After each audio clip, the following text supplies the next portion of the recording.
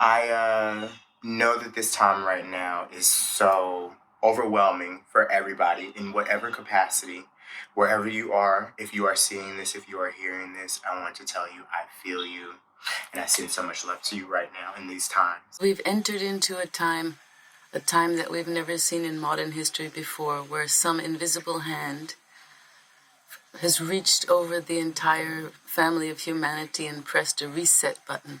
It's a time when the weary workforce of the planet has been asked to go home and stay home. This has never happened before.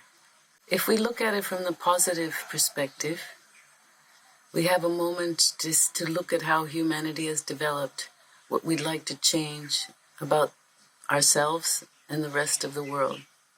This is a part of spring cleaning to prepare for what is anew in your own life. This is part of a big recalibration on Earth so that we all can create a society, create a paradigm that is more reflective of our inherent oneness, more reflective of our interconnection. In the midst of what's going on in the world at the moment, you may be feeling fear and stress, anxiety. And I want to talk about fear.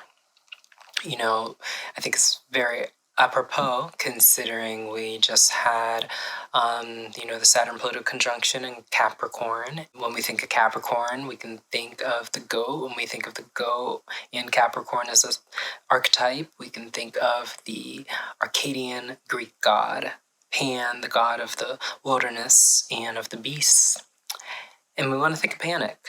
We want to think of fear and how fear is vital, how it's necessary.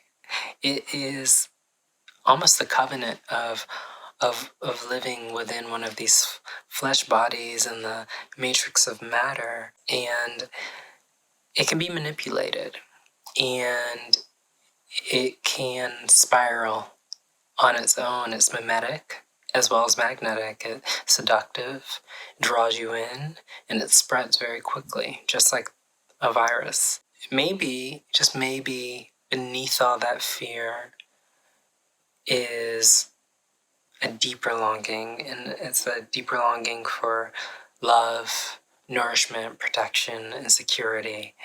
And how can we find that within ourselves? So something that I use myself and I recommend to my friends and students and clients is to just use the simple mantra, I don't know what's going to happen. If we remind ourselves that we don't know that our fears are going to come true, in the same way that we don't know that everything is going to be okay, then all that we're left with really is this present moment. But you should always come back to breath. Lay yourself down, fill your lungs deeply, and exhale every last atom of air out of your body.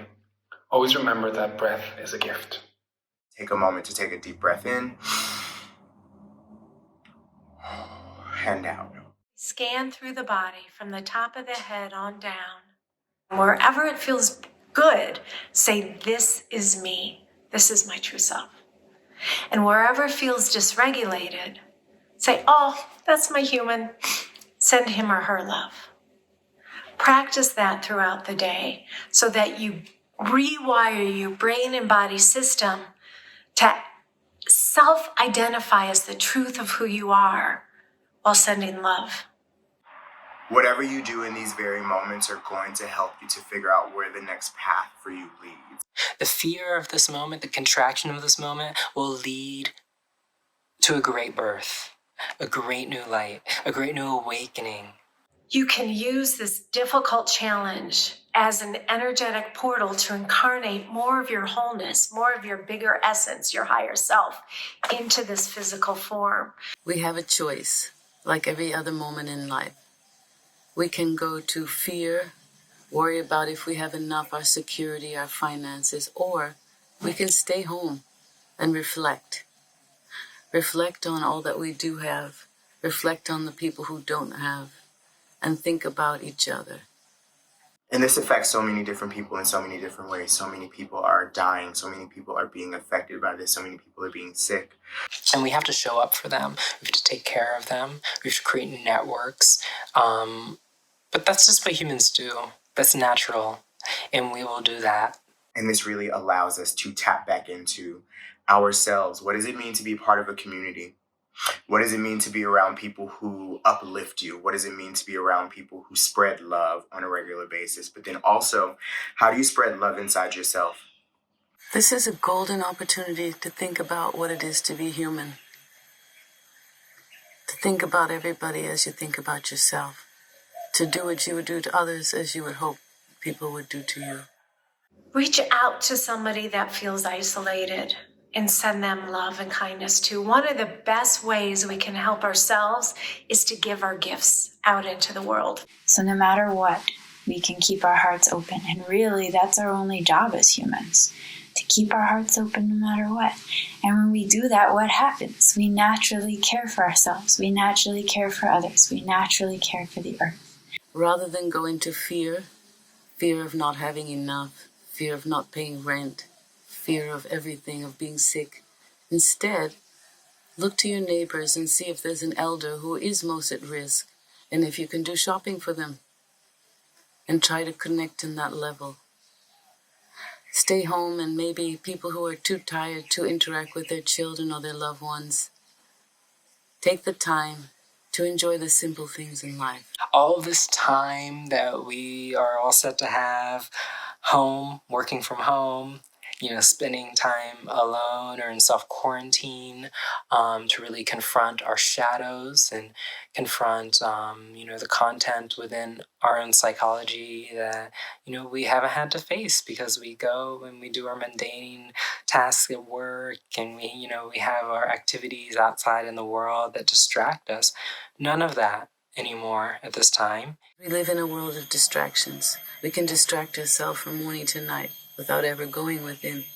And yet, within is the richest landscape there is because it reflects the landscape in the outside world.